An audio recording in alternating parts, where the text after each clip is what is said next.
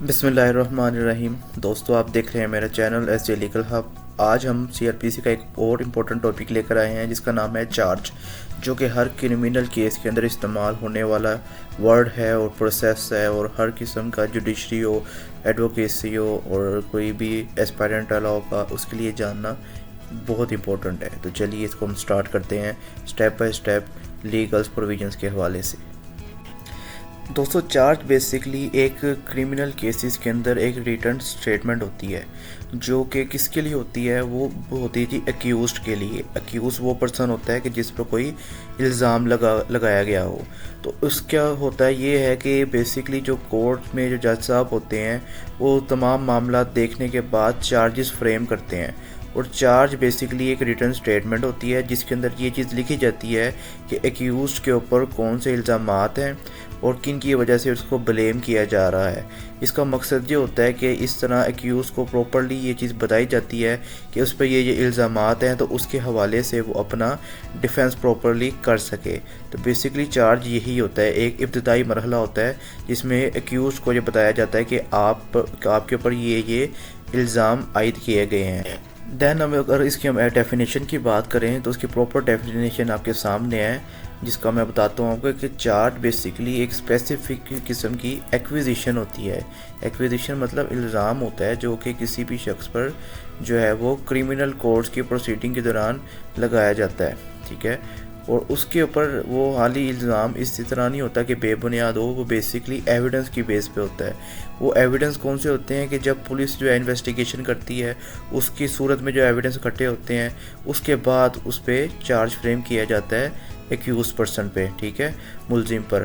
اور یہ چیز ضروری ہوتی ہے کہ جب تک چارج فریم نہیں ہوں گے تو کیس کو اچھے طریقے سے نہیں چلایا جا سکتا، فیئر ٹرائل نہیں ہو سکتا، اور اس کے ذریعے کورٹ کو بھی ہیلپ ملتی ہے اور اس کے ساتھ ساتھ ایکیوز کو بھی مدد ملتی ہے۔ اس کو کیا پتہ لگتا ہے کہ آخر مجھے کس جرم میں پکڑا گیا ہے یا کیا میرے پہ جرم عائد ہوا ہے جس کی وجہ سے میرا جو ہے وہ کورٹ پروسیڈنگ چل رہی ہے۔ دوستو، پیپر میں موسٹلی وہ اسینشیل پوچھ سکتا ہے، تو 221 اور سیکشن 222 جو ہے سی آر پی سی، وہ چارج کے اسینشیل سے ڈیل کرتے ہیں۔ ان کو ہم ڈیٹیل میں آگے پڑھتے ہیں۔ تو پہلا اسینشیل جو آتا ہے وہ ہوتا ہے کلیئر اسٹیٹمنٹ آف اوفینس، یعنی کہ جو ٹائٹل آف اوفینس ہے وہ بتایا جائے، یعنی کہ اگر کسی نے چوری کی ہے تو اس کو بتایا جائے جی آپ نے یہ چوری کی ہے، ٹھیک ہے؟ مثال کے طور پہ کسی نے موبائل فون چوری کیا ہے تو اسے بتایا جائے گا آپ نے موبائل فون چوری کیا اور فلاں فلاں ڈیٹ کو چوری کی ہے۔ تو یہ بیسکلی اس کا پہلا اسینشیل ہے۔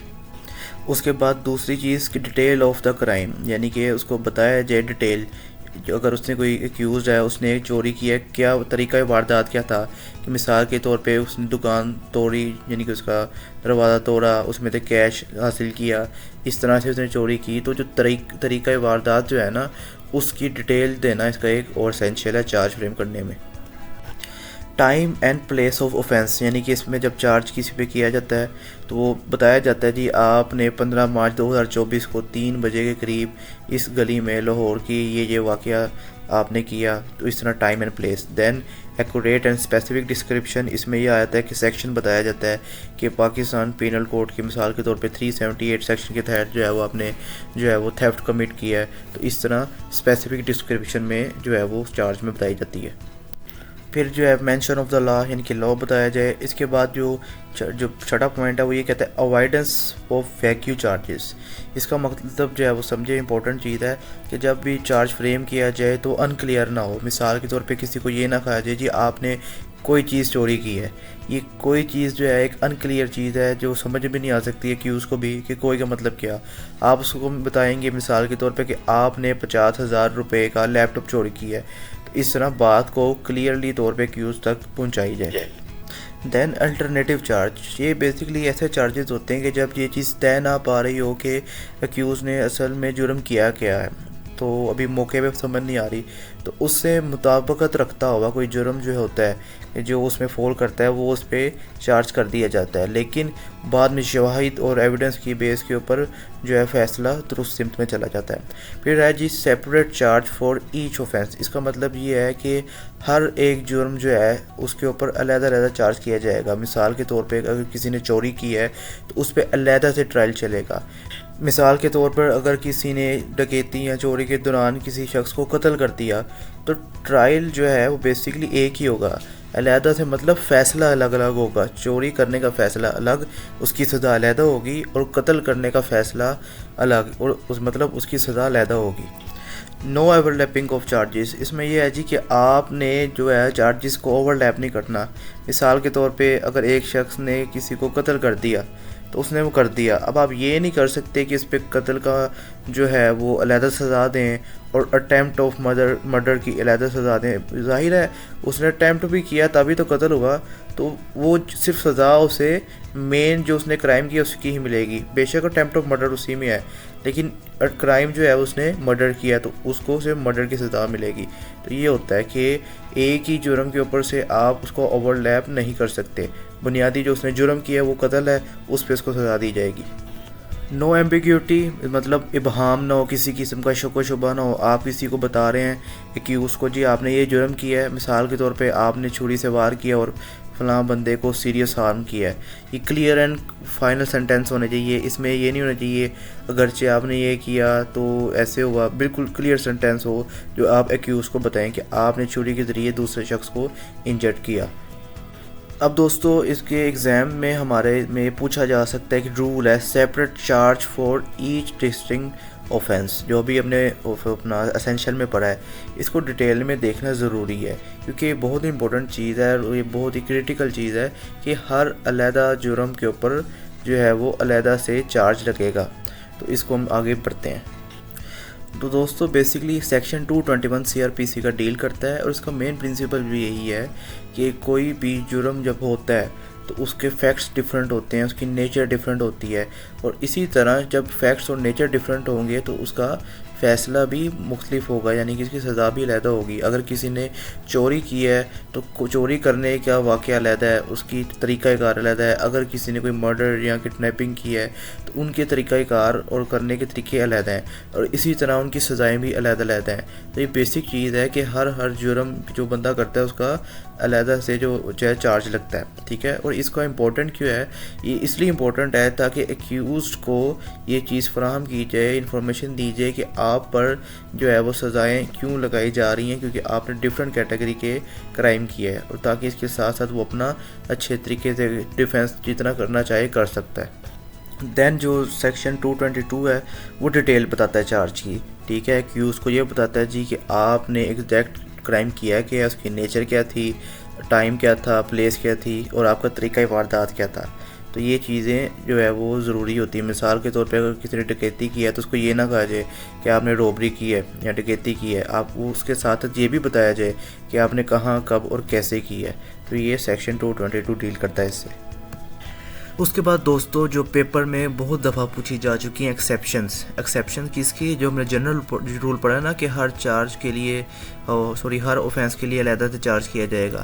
اب کچھ ایکسیپشنز ہیں وہ یہ کہتی ہیں جی کہ ایسا بھی ہو سکتا ہے کہ کوئی شخص جو ہے اس نے 3 مرتبہ کوئی کرائم کیا، اس کے اوپر علیحدہ چارج نہیں لگے گا، ایک ہی چارج لگے گا۔ تو یہ جو ٹوٹل 4 سیکشن ہے 234، 235، 236 اینڈ 239، یہ ایکسیپشنز پہ ہیں۔ تو یہ آپ بہت ہی دھیان سے جو ہے وہ غور سے سمجھیں اس چیز کو۔ تو چلیں جی، پہلی ایکسیپشن کیا کہتی ہے جی 3 offenses آف سیم کائنڈ۔ تو 234 سیکشن یہ کہتا ہے کہ ایک ہی نیچر کا جب کوئی کرائم کرتا ہے تو بے شک وہ 3 دفعہ کرے یا 4 دفعہ کرے تو وہ بیسیکلی ایک ہی پنشمنٹ میں فال کرے گا۔ اگر کوئی شخص ہے اس نے 3 دفعہ موبائل چوری کیا ہے اور وہ پکڑا گیا، 1 سال میں 3 دفعہ چوری کی ہے اس نے، جب وہ پکڑا جائے گا تو ایسا نہیں ہوگا کہ اسے 3 مرتبہ علیحدہ سزا دی جائے گی 3 چوریوں کی، وہ ایک ہی کیٹیگری میں فال کرے گا، ٹھیک ہے۔ تو یہ ہوتا ہے 3 offenses آف سیم کائنڈ۔ اور سیم کائنڈ offense کیا ہوتا ہے؟ ایسا offense کہ جس کو ایک ہی سیکشن کے تحت جو ہے وہ پنش کیا جا سکے۔ پھر آتا ہے جی exception number 2 multiple offenses in same transaction.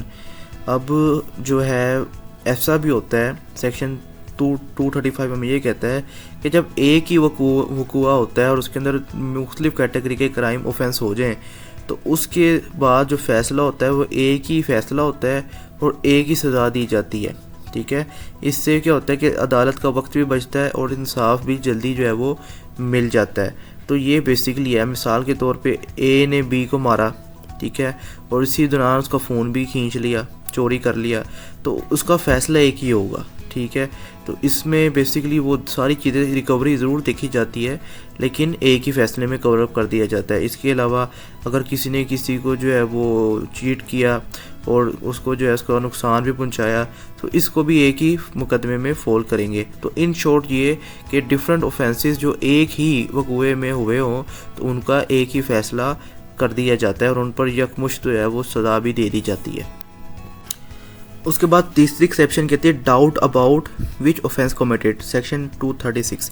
اس میں یہ ہے کہ یہ چیز پتہ نہیں لگ پا رہی فیکٹ سے کہ آیا کہ جو ملزم ہے اس نے جو جرم کیا ہے تو وہ کس کیٹیگری میں ہے، کس نیچر کا ہے. تو ایسی صورت میں اس سے ریلیٹ جتنے بھی کرائم بنتے ہیں وہ چارج میں فریم کر دیے جاتے ہیں. مثال کے طور پہ اگر کسی نے چوری کی ہے تو آیا کہ پیسے چرائے ہیں، آیا کہ وہ چوری کی صورت میں ہے، بھتے کی صورت میں ہے، چیٹ کی صورت میں ہے، تو یہ پتہ نہیں لگ پا رہی. تو یہ تینوں چیزوں کو چارج میں ایڈ کر لیا جاتا ہے. یاد رہے چارج لگانا اور چیز ہے اور فیصلہ آنا اور چیز ہے. جب چارج اس طرح لگایا جائے گا نا تو پھر بعد میں شواہد کے اور ایویڈنس کے اوپر کوئی ایک چیز جو نکلے گی وہی اس پہ جو ہے وہ لگائی جائے گی اگر نکلے، اور اگر نہیں نکلے گی تو وہ بری کر دیا جائے گا. اور لاسٹ میں جی پرسنس چارج جوائنٹلی، مطلب اگر کوئی اشخاص ہیں انہوں نے مل کے کوئی جرم کیا ہے تو ان پر جو ہے اکٹھا ہی چارج لگے گا، ٹھیک ہے. اگر دونوں نے مل کر کوئی جو ہے جرم کیا ہے، کوئی ڈکیتی کی ہے تو دونوں پر جوائنٹ چارج لگے گا، ایک ہی فیصلہ ہوگا، ٹھیک ہے. اور اس کو جتنی سزا ہوگی اتنی سزا دوسرے بندے کو ہوگی. تو نیچے ایگزامپلز ہیں، اس کو آپ دیکھ لیجیے گا. تو دوستو یہ تھا آج کا ہمارا ٹاپک چارج کے بارے میں جو ہم نے ان ڈیٹیل اور with relevant to board questions and judiciary questions and answer ہم نے ڈسکس کیا ہے. انشاءاللہ امید ہے آپ کو سمجھ آئی ہوگی. اور اب ملتے ہیں ہم نیکسٹ لیکچر میں ایک نئے انٹرسٹنگ ٹاپک کے ساتھ. تب تک کے لیے اپنا خیال رکھیے اور اپنے اس چینل کا بھی، اور مجھے اجازت دیجیے. اللہ حافظ.